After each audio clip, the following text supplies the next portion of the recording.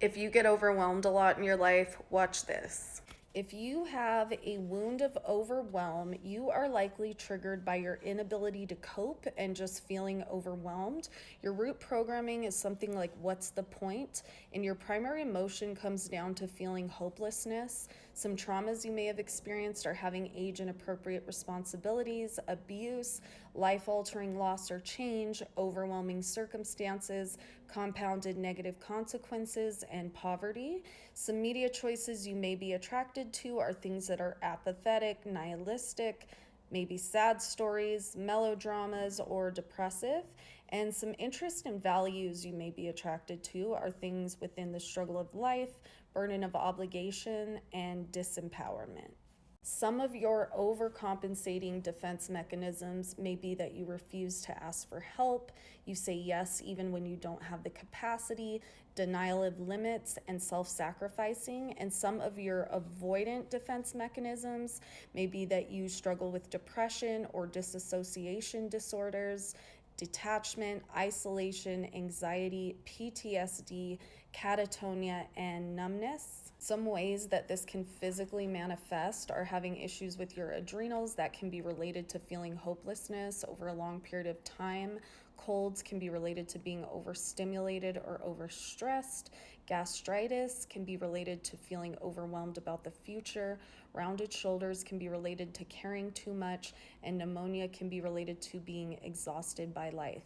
You might have thoughts like, why bother? It's too much. I am incapable. I am a burden, and nothing will work. And your approach to challenges tends to fall under shutting down, detaching, abandoning hope, taking on more than you can handle, and mental and physical breakdowns. But remember, every breakdown is a breakthrough. Side note.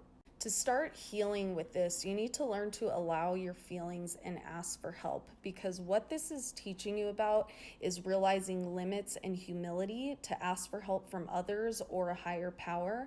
And some affirmations you can use right now to get started with this and get these ideas into your subconscious are: I accept help, to feel is to heal, there is a way out, God, higher power, please help me, and this will pass. Overwhelm may be triggered by any trauma, such as the loss of our sexual innocence, a spouse, a job, money, parents getting a divorce, parents dying or getting in an accident and losing physical abilities. It can even be triggered by dwelling on the loss of a time in our lives that we spent trapped in the wounds of rejection or judgment. Thus, it now seems pointless and too late to change now. Any loss that we are unable to cope with might trigger the mind to formulate an attachment to how hopeless life is. The new narrative is, I can ask for help. There is a way out. God, higher power, give me strength. God, higher power, help me. I accept help. I accept guidance. It's okay to not know what to do. Anything can happen. I accept miracles can happen. I am open.